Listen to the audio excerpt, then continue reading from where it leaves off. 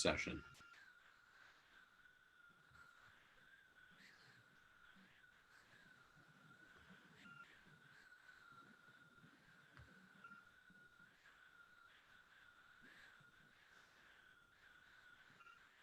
Good morning or good evening, wherever you are, and welcome to WITA's 7th interview of candidates to be Director General of the World Trade Organization.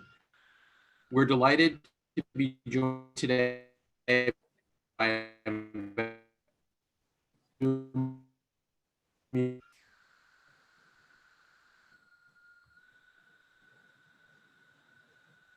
World General candidates. Hopefully next week, keep an eye on your emails and we'll send an update as soon as we have that confirmed.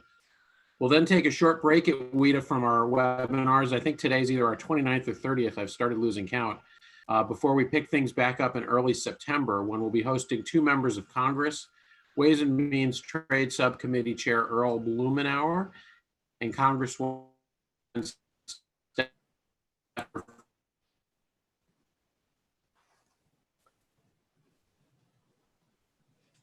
for our pre-chat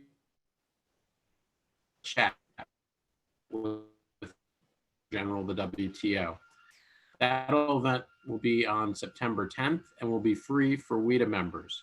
We're also announced last week that we'll be holding our annual intensive trade seminar in September. This year, it'll be entirely online with 12 sessions over 3 days discussing U.S. trade policy making, the role of its key players, and some of the important issues facing policymakers. Information on the ITS is available on the WITA website and in your event program today. Today, we will, as mentioned, continue to hold live events for WITA members going into the fall.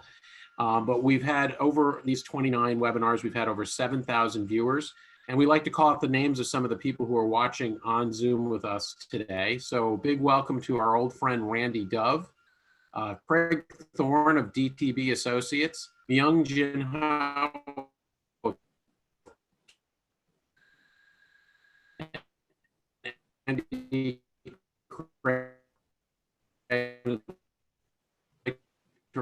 my function, a great detail about our speakers' biographies, which you should have received in the event program. But it's a great honor to welcome Ambassador Myung-hee, South Korea's candidate to be Director General of the World Trade Organization. Minister Yu is Korea's trade minister and the first woman to hold that position. And she was the point person for Korea on some of its most critical trade negotiations, including RCEP, the Korea-China FTA, and renegotiation of the Korea-US Council, and a Institute. Work close to years. Welcome, Minister Yu, Rufus, Wendy. Take it away.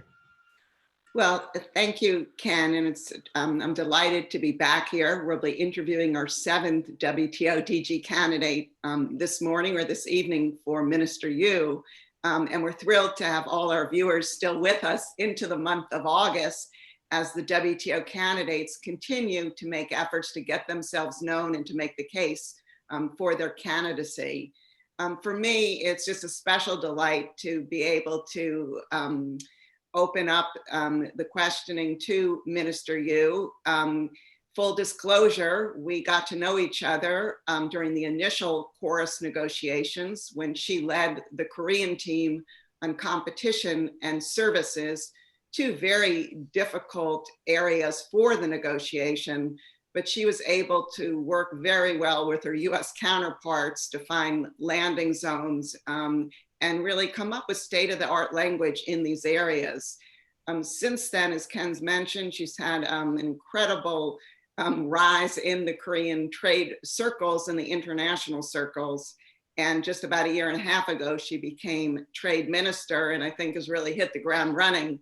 And so we're thrilled to have you with us today, Myung-hee, and I'm personally delighted to welcome you.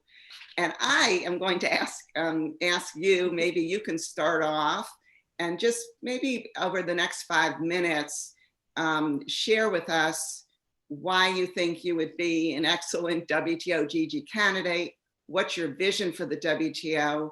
How would you address all the challenges it faces? And what are the skills and expertise that you would bring to this position? Thank you. Over to you. Thank you. First of all, thank you, Ken and WITA, for having me here and also for organizing this event. And also thank you, Wendy, for your very kind introduction. And thank both Wendy and Rufus for giving me the opportunity to share my views on the WTO. Well, first, let me start with a brief assessment of where we are.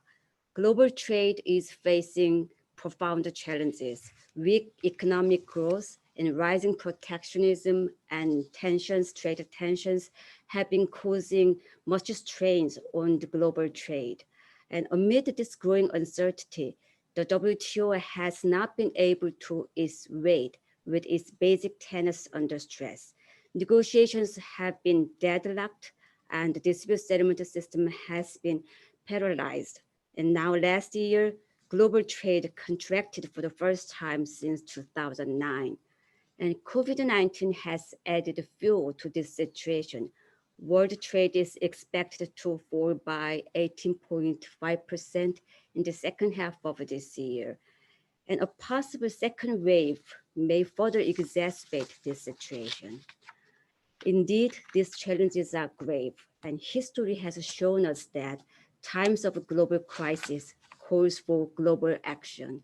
And Bretton Woods institution was born in the aftermath of the Second World War and brought on economic prosperity through global cooperation. And G20 was launched to provide global governance in response to the global financial crisis. So this pandemic can actually serve as a new momentum towards a strengthened, renewed multilateralism if we have the collective will to rise to the task. And I believe we can do this. In the past few weeks, I met with many ambassadors in Geneva, and I have been speaking with fellow ministers around the world. And all those, there are common recurring themes in all those meetings. First, the status quo won't work. All the members share the same disappointment, even frustration that the WTO has fallen behind, not only in response to the pandemic, but also in addressing the economic realities of the 21st century. Second, even though all agree that we need reform, the members have very diverse views on what kind of reform we should take. But what's most important is the third point. Members share a commitment in the multilateral trading system. And COVID-19 crisis has forced us to reflect upon what is needed for the multilateral trading system and created a political will to move forward. This observation is in part related to why I've decided to run for this post.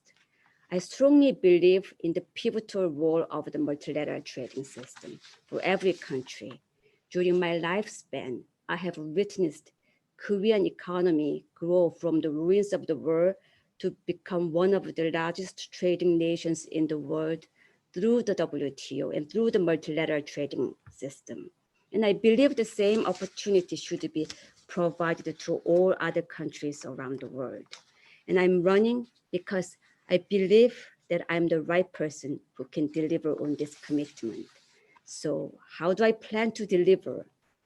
I feel that the best place to start is the collective will and commitment of the members that I mentioned. I will harness all the members' frustration, hope, and commitment to make the WTO more relevant, resilient, and responsive.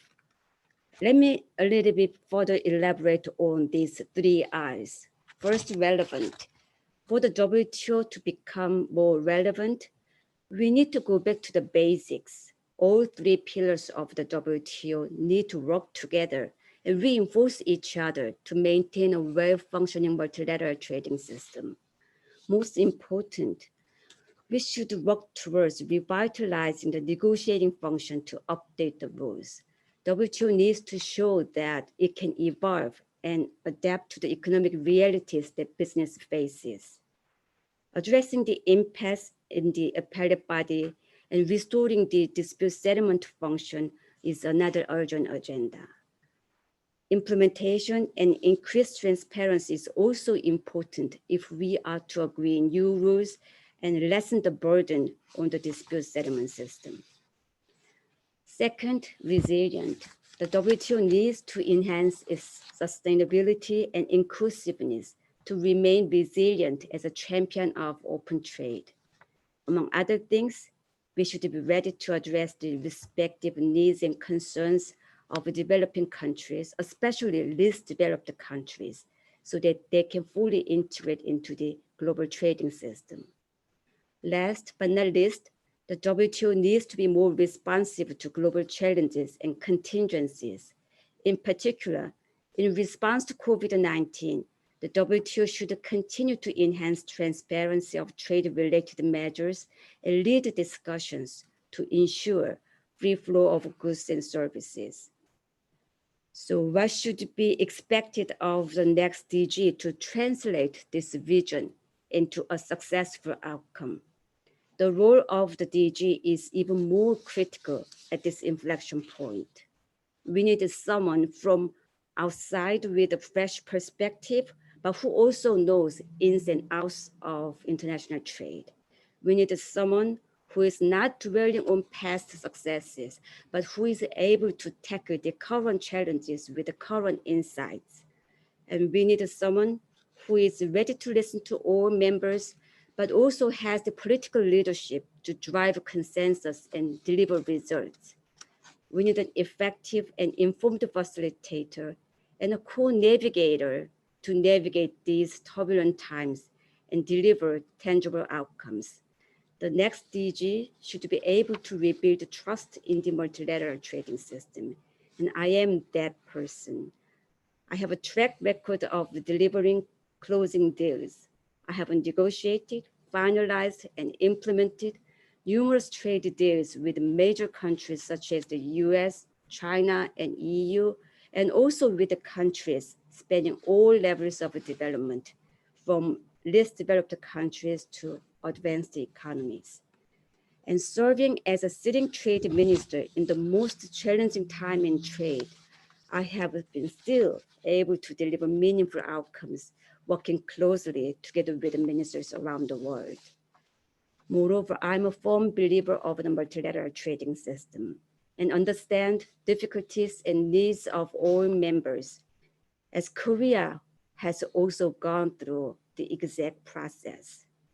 In this regard, I believe I have the right combination of experience, expertise, and dedication to the multilateral trading system to make a positive difference at this critical moment. With a firm vision in mind, I will steer the members to revitalize the WTO, and in this process, I will make sure that all members' voices are heard. I would give all my energy and passion into rebuilding trust in the WTO and making it more relevant, resilient, and responsive. Thank you. Well, thank you very much, Minister Yu. That's a great overview. I think you've done a great job in describing all the challenges that the new WTO Director General will face.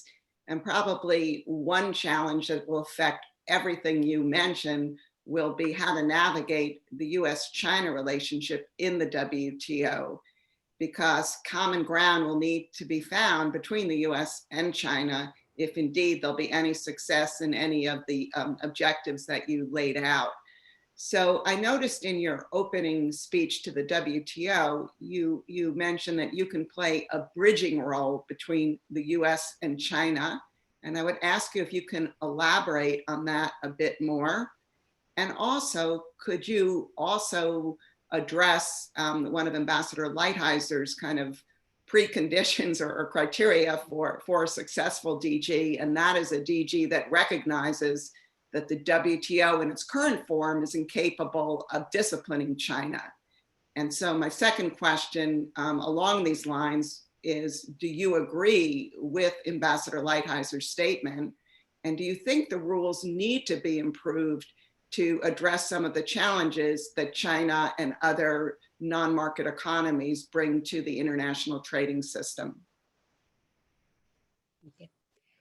So first, in regard to US-China tensions, I believe a revitalized and well-functioning WTO can provide a meaningful platform for US and China to have in-depth discussions and explore a way forward. And the current tensions perhaps are caused due to lack of progress at the WTO. Negotiations have stalled and the dispute settlement system has broken down. So if WTO fails to reinvent itself, and perhaps more members might be compelled to resort in their own way of dealing with disputes.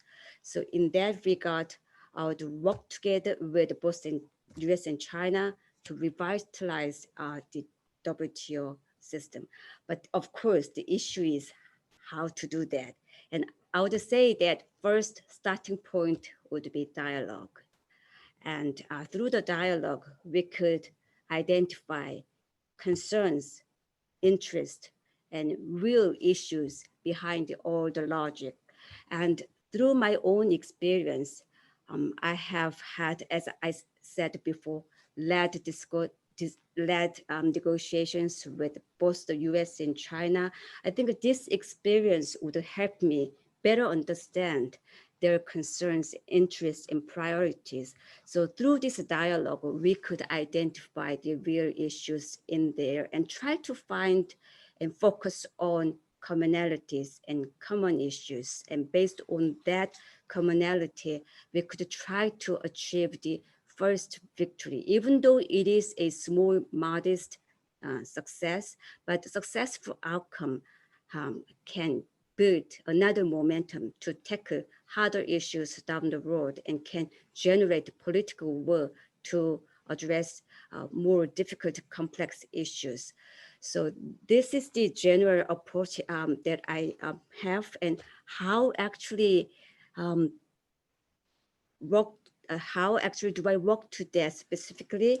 I would say that each negotiation actually requires different strategies and different thoughts. So it really depends on the specific issues. But what I can tell you is that my proven track record speaks for itself. Through my entire career, I have had numerous discussions and negotiations with both US and China, and built trust and earned trust from my counterparts in both countries. And I could leverage my experience in bridging the gap at the WTO. And in regard to your second question, Ambassador Lighthizer criteria, one of the criteria, whether this current rules is sufficient enough to discipline China's policies. Well, I would say first that we have to look at the rule book, WTO rule book, whether certain policies or domestic policies have certain effects, and some policies have cross-border spillover effects on trade. So we have to look at the policies and its effects. And then if we identify any problems, we have to look at the rule books, whether the problems are consistent with the WTO principle, for example, fair competition, fair trade. If it is not consistent with the WTO principle, we should look at the rule book again and to check whether there is an existing rule and it's only a matter of enforcement, or whether the rule itself is not sufficient and is outdated. So if the rule is not sufficient, if it's only the matter of clarification and interpretation, WTO members can work on that. But if we have to come up with new rules to address certain issues, I believe members should be also open to discussing those issues if those issues need to be addressed to be consistent with the WTO principles, such as fair competition or fair trade. So this is just a general approach that I have in regard to US and China tensions, and in regard to specific issues, I can go into the further details, but in regard to this general question, I'll just stop here. Thank you. Let me join Wendy and Ken in welcoming you here at WITA, Minister Yu. It's a great pleasure to have you. I want to sort of pick up where Wendy's question left off, beyond the question of China and US-China relationship in the WTO, the broader question of a reform agenda for the WTO system, how important you feel it is to, for example, update the rules of the WTO to some of the emerging realities of a 21st century economy. I'm thinking particularly of areas like digital trade and e-commerce, which clearly has become much more important in this pandemic, but which reveals the direction all countries are going. How important do you feel it is for the WTO to address this weakness in the current system, and what would you do to try to make sure that those negotiations are successful for the broad membership? Thank you for the question. Digital trade and e-commerce negotiation, it was important even before the pandemic, but now after COVID-19, it becomes all the more important to have successful negotiations in e-commerce and digital economy. Well, as you said, that WTO reform is very important. And in regard to the WTO reform, I mentioned the 3 pillars need to be strengthened, especially the rule-making function. But if we look at the rule book of the WTO, most of all the agreements were agreed upon 25 years ago. And 25 years ago, I don't think we have this smartphone. We had this smartphone at the time, or even perhaps we didn't even have e-commerce, the concept of e-commerce at that time. So this 25-year-old rule has definitely limits to govern these 21st century realities and e-commerce. So this is almost important and priority task for the WTO to tackle, to be relevant and to show to the business world that we can adapt and evolve to changing economic realities of the 21st century. E-commerce could be very important and very pertinent topic to tackle. Having said that, still members have divergent views on e-commerce. There are some low-hanging fruits, such as e-signature or all the facilitation issues. Perhaps members could agree on to such provisions within a reasonable period of time. However, there are also difficult issues as well, because the e-commerce rules are related not only to trade, but to other areas as well, other government policy objectives as well. So for example, data transfer, localization, all those issues might need more time for the members to agree upon a set of rules, but it's very important to achieve that outcome, especially in the very difficult area as well. And in tackling this second set of issues, more difficult issues, I would say that we have to look at whether certain rules serve the genuine policy objectives, legitimate policy objectives of the government. And if it serves certain legitimate policy objectives, and then we have to see whether there is any way to achieve that objectives in a least trade restrictive way, and also in a way to promote digital economy and to assist businesses with having more e-commerce transactions across the world. So with this general criteria in mind, members need to have in-depth discussions on this second set of difficult issues and should be able to achieve outcome. Up to MC12, it might be too ambitious to resolve all these issues, but I hope that at least by MC12, we could agree on, we could at least have consolidated text for the e-commerce. And then around MC12, I hope that members could agree on the path forward post MC12.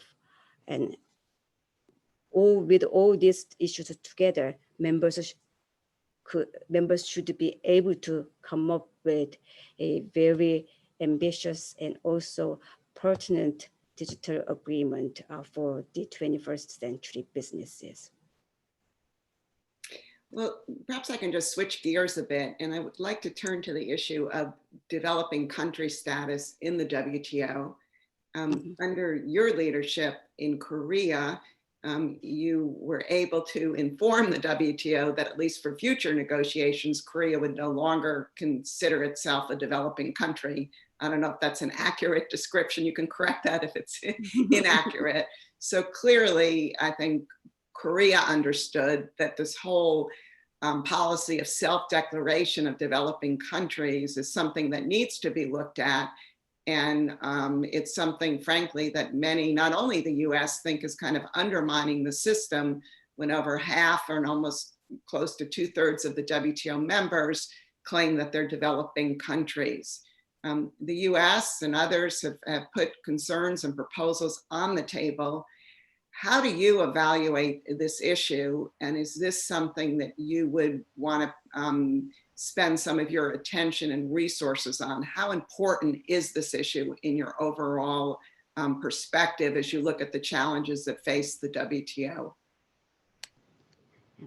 Thank you for the question. And this is an important issue actually to make a progress in ongoing negotiations and also in future negotiations as well.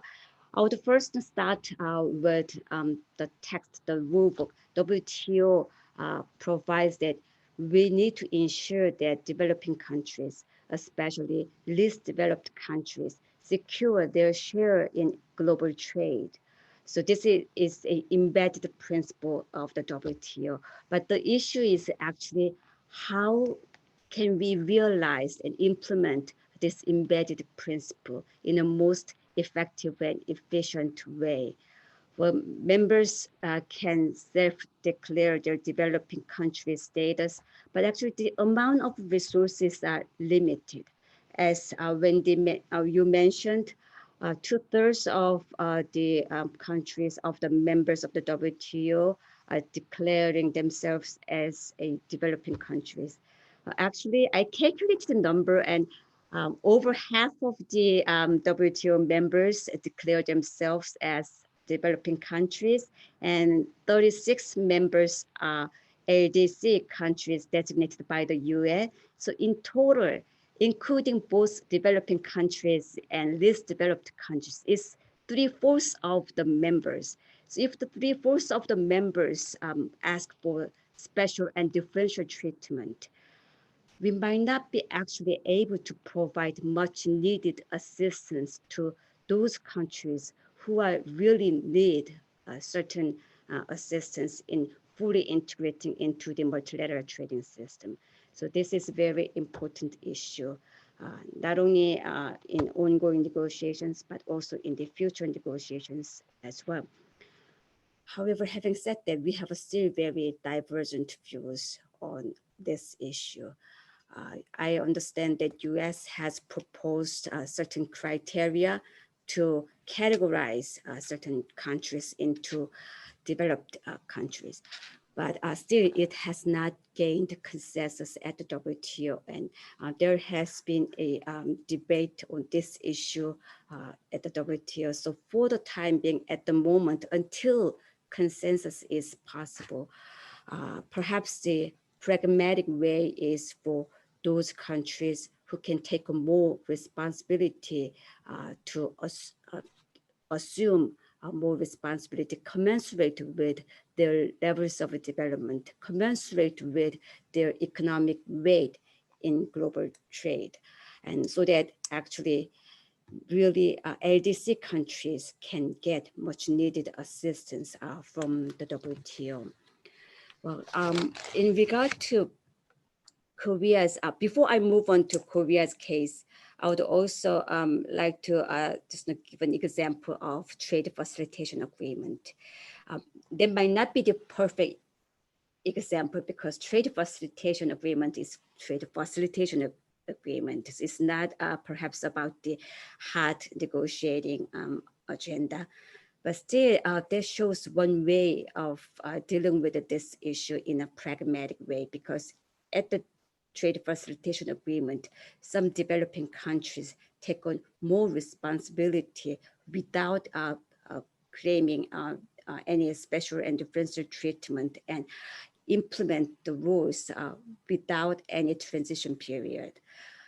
This one size does not fit all, so this might not be applicable to other hardcore market access negotiations, but these things can be negotiated by the members if certain countries who can actually take more responsibility, actually when they put on the table some big commitments and low levels of commitments, other countries might raise the issue, and through these negotiations, this issue could be addressed in a more pragmatic and practical way.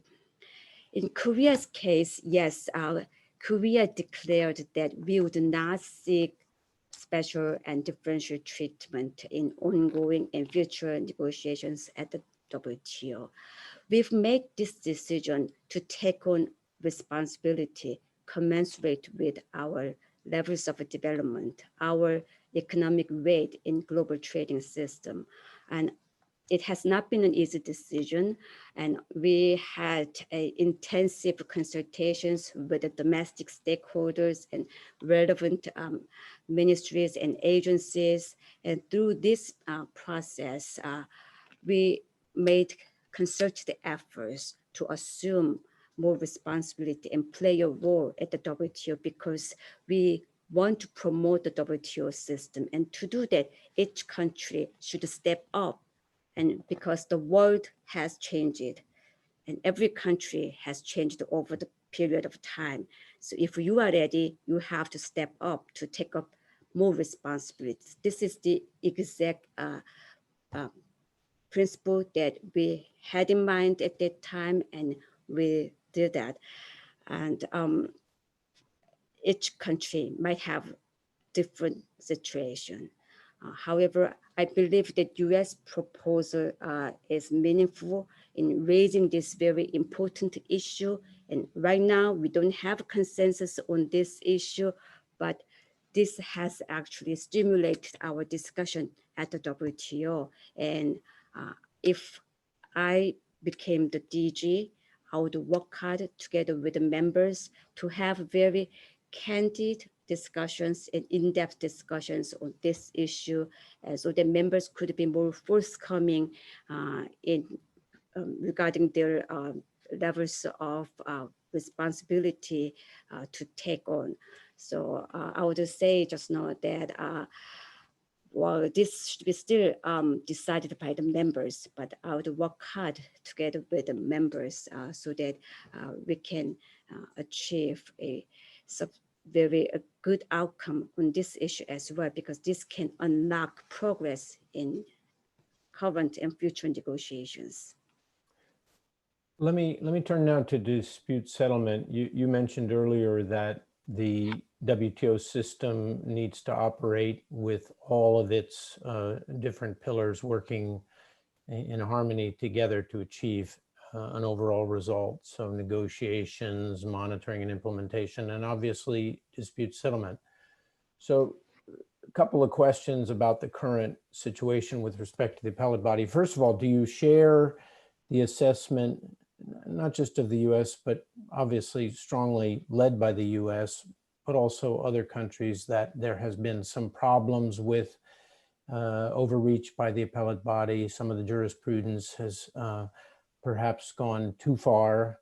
And secondly, that there are procedural flaws in the way the system operates that need to be addressed. And in addition to answering whether you feel those are legitimate concerns, what can a DG do about it? Obviously, you can't change the system yourself. You need the members to agree on it, but how can a DG act as a catalyst and an inspiration for restoring the dispute settlement system? Well, I would start by stating the obvious. Addressing the impasse in the appellate body would be top priority agenda.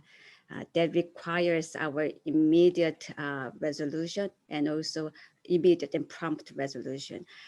But as you mentioned, there have been divergent views about the role and nature of the appellate body.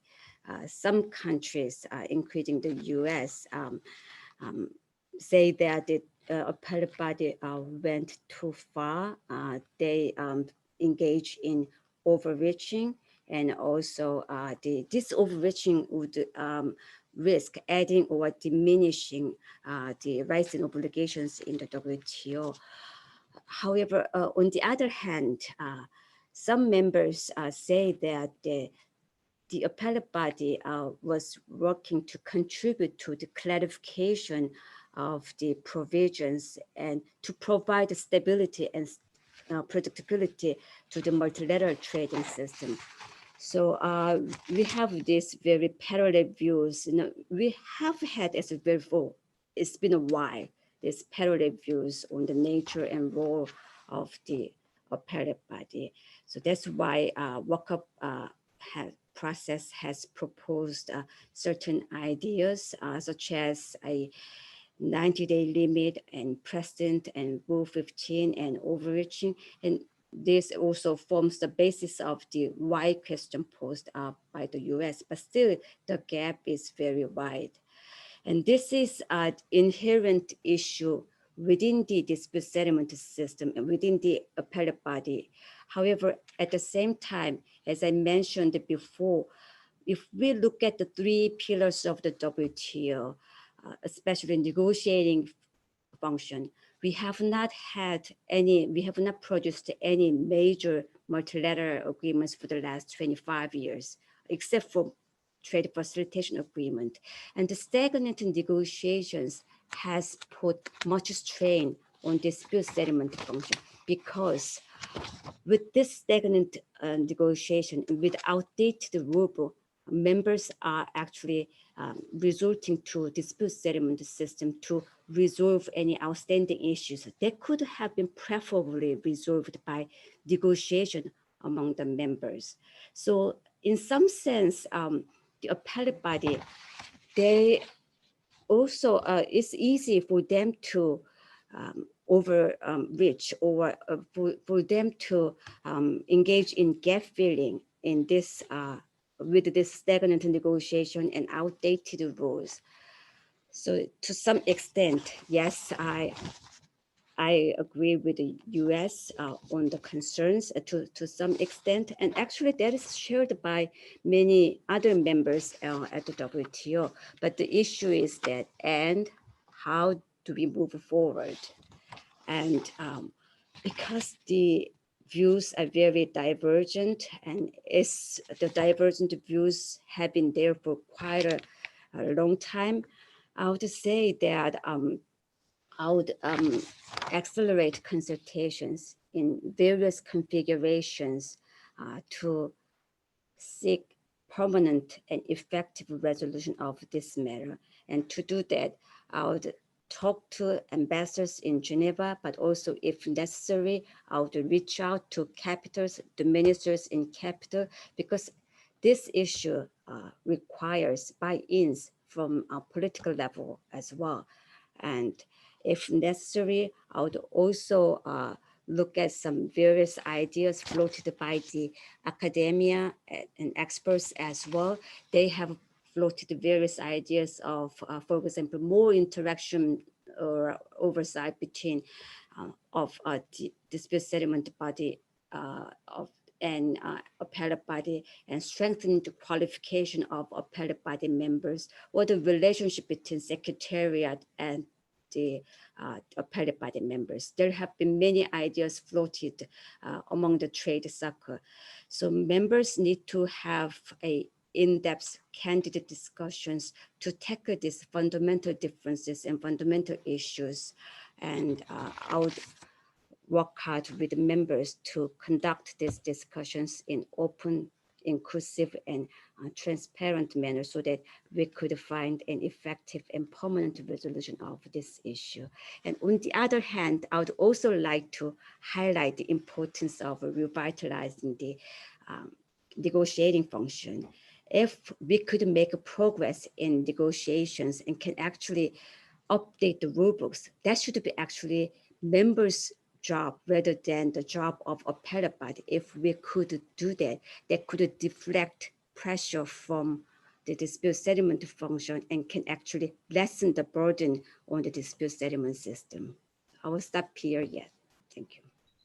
I think an important way, important component in updating the rule book is getting ministers probably more involved in the WTO. So a couple of questions for you on that front. Over the past year and a half as a trade minister, I'm sure you've participated in a lot of ministerial meetings. So I'd be interested kind of in your views on what makes for a successful ministers meeting versus one that's just kind of a dialogue with no outcomes. The WTO right now calls for ministerials every 2 years. We've had a couple of folks in these recent WITA webinars, including one DG candidate, urging for maybe a more frequent meeting of ministers. So I'd be interested if you think the 2-year interval makes sense. And just overall, how would you step up the involvement of ministers in the WTO work, given how important their buy-in would be to help move a lot of the seemingly intractable issues? Well, I would just say that it depends on the outcome that we want to achieve through ministerial conference. If we don't have any good package to present to the ministers so that they can make a final political decision, I don't think we need more frequent ministerial meetings. But if we have really good outcomes that requires urgent political decision, and in that case, we can have additional ministerial meeting in between the normal regular ministerial meetings. This is my experience in ICEP, Regional Comprehensive Economic Partnership and negotiations. Last year, I believe we had ministerial meeting almost every 2 months. So once I told my fellow ministers that, I am having dinner or lunch with you more frequently than with my husband.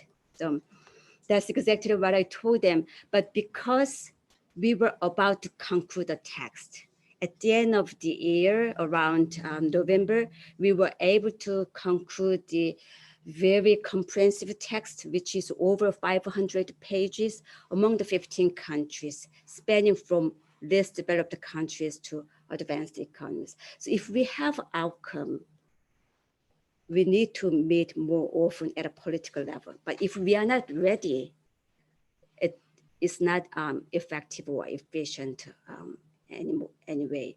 So, and to actually have a good ministerial outcome, I would like to highlight the importance of a preparatory work in Geneva. So in regard to DG, this is my point. We need a DG who can operate at both levels, technical level and political level, because majority of the work actually is done by the technical people or ambassadors in Geneva.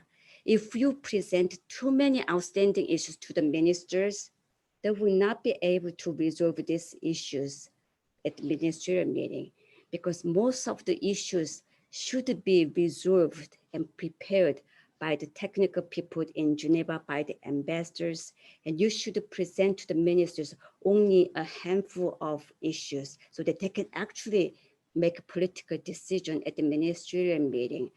So I would say that it really depends on the outcome that you want to achieve, and also it really depends on the preparatory work.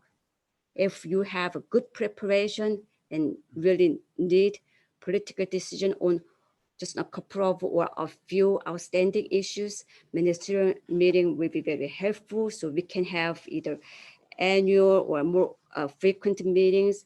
But if you don't have good preparatory work to present to the ministers and you don't expect to achieve good outcomes out of the ministerial meeting, even if you have another ministerial meeting, still we might not achieve anything there. So I would say it really depends on the outcome and preparatory work. Wendy, if unless you have another question, I'd like to jump in and read a few audience questions, if that's okay. Great, thanks. Thank you, Minister Yu. Really grateful for your time.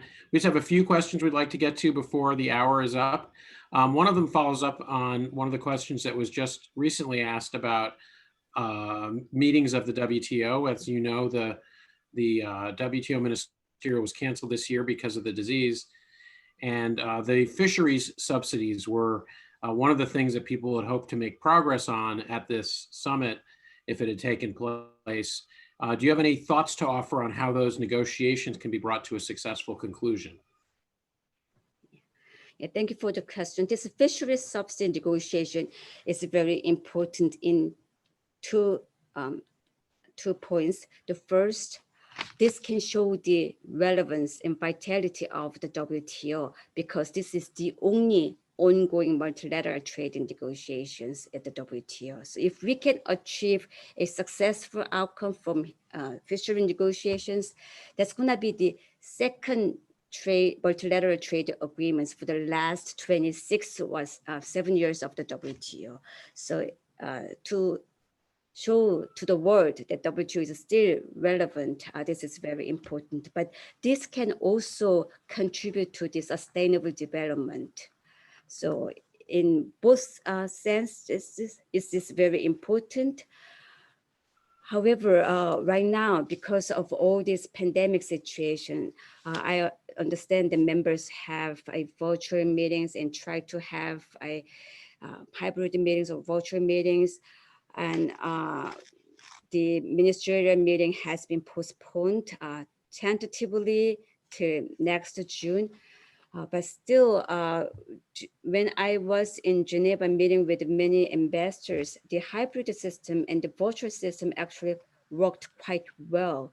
So at least on this, the only negotiation, the only ongoing multilateral negotiation, I believe members should focus their energy and their resources on concluding this negotiation by the end of this year. That is the working deadline agreed by the members. So by the end of this year, so that it can be endorsed by the ministers at the next ministerial meeting. So whoever is going to take the post of Director General, his or her top priority, the most urgent priority would be to complete this negotiation, fishery negotiation, hopefully by the end of this year, but no later than next ministerial meeting in June. Thank you.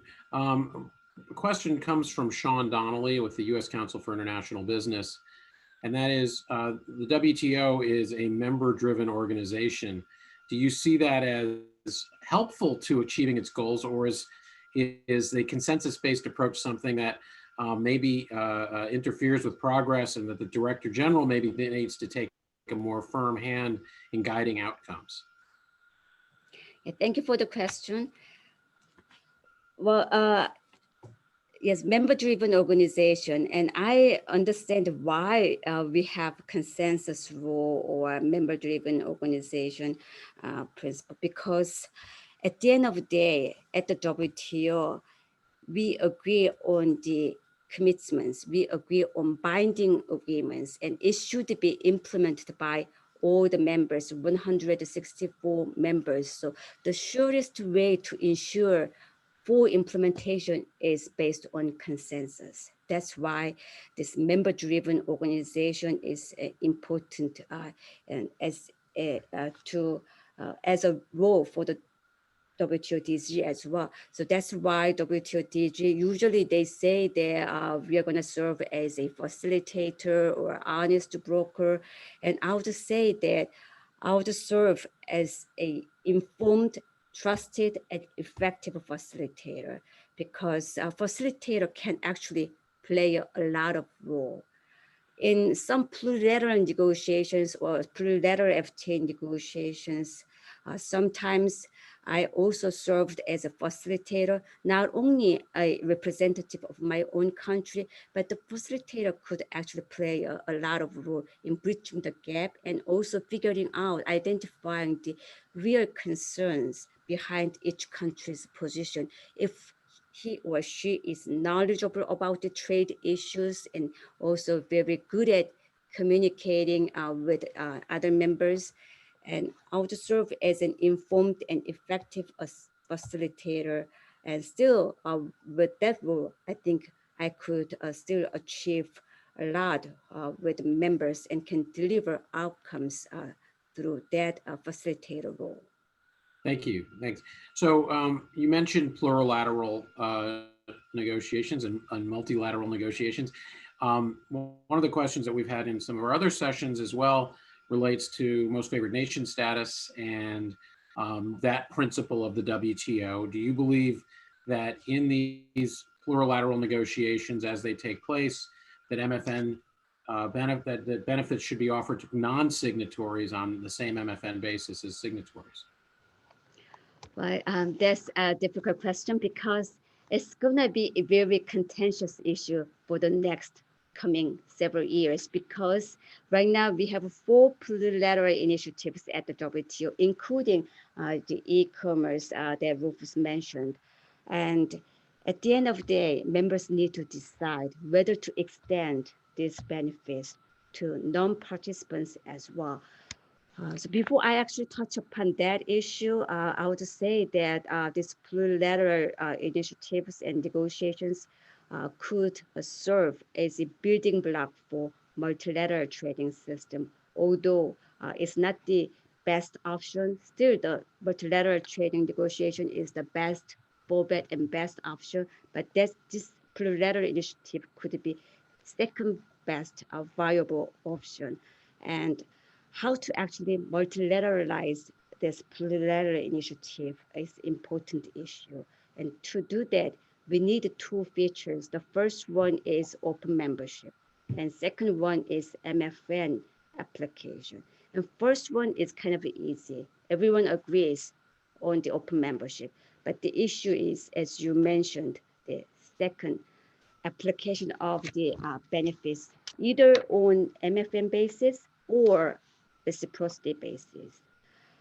And still, I believe I know where they're coming from in regard to this reciprocity issues, because this naturally brings on free rider issues. If this benefit is applied to everyone, even to non-participants, and in that case, everyone wants to be just a free rider. They don't want to make concessions. So in that case, whether we can really make a progress in plurilateral initiatives, that is the issue. But I still believe MFN application is important. If still, we have certain examples such as ITA. Perhaps we can have some sort of a conditional MFN, when we reach certain threshold, we can extend the benefits to all the members so that this can be actually incorporated into the multilateral trading system. Because if we don't, if we insist on reciprocity, in that case, we will see more fragmentation of the WTO rules.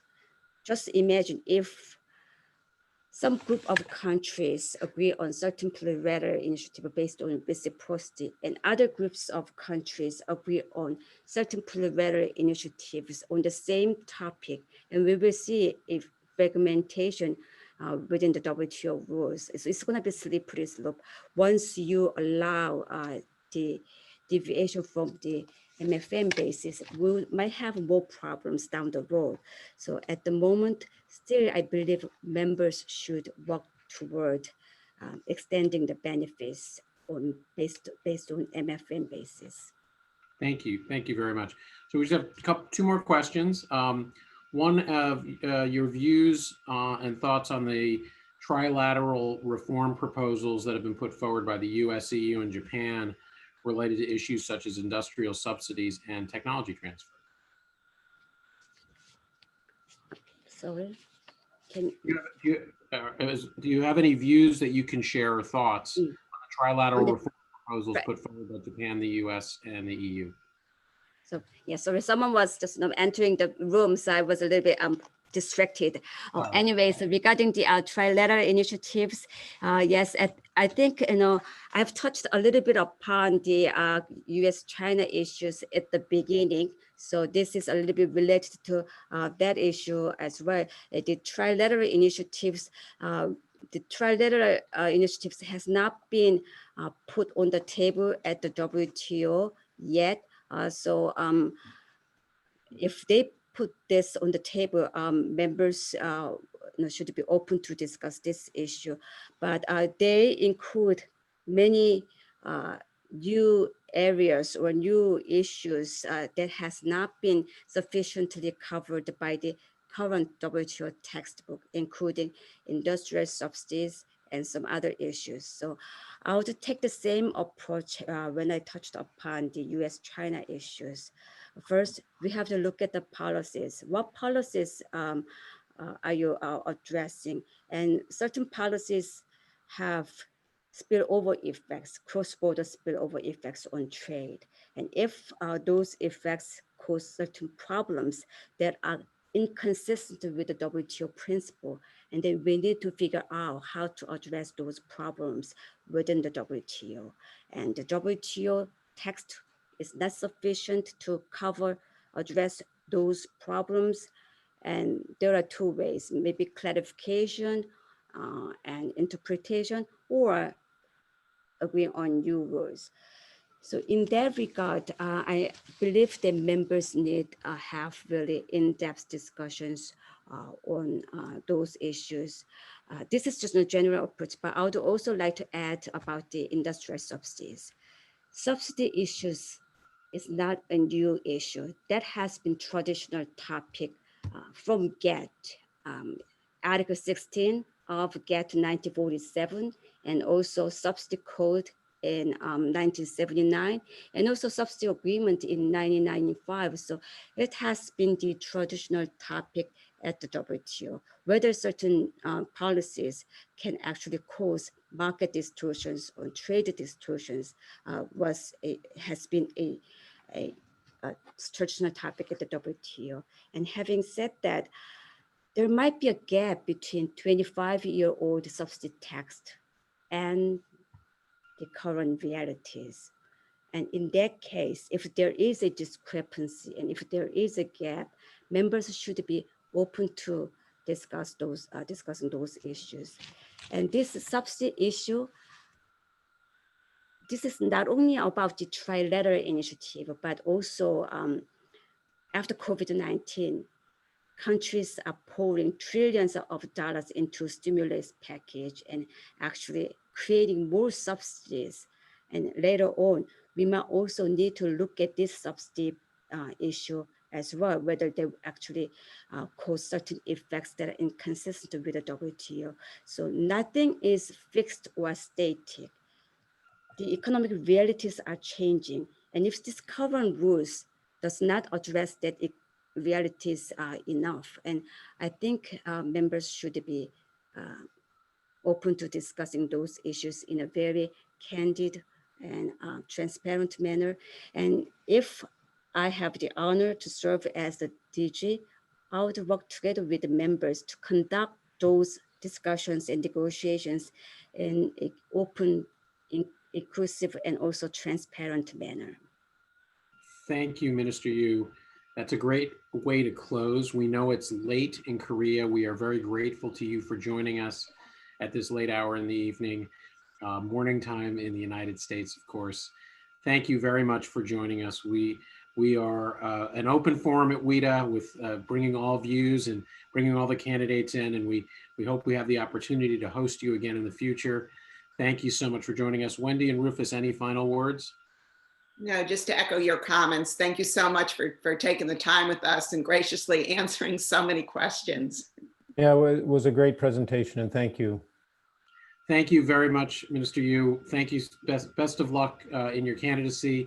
As mentioned, we're hoping to host the Moldovan candidate possibly as soon as next week and complete this series of interviews. Thank you all very much for joining us. Take care, everybody. Be safe and wear a mask.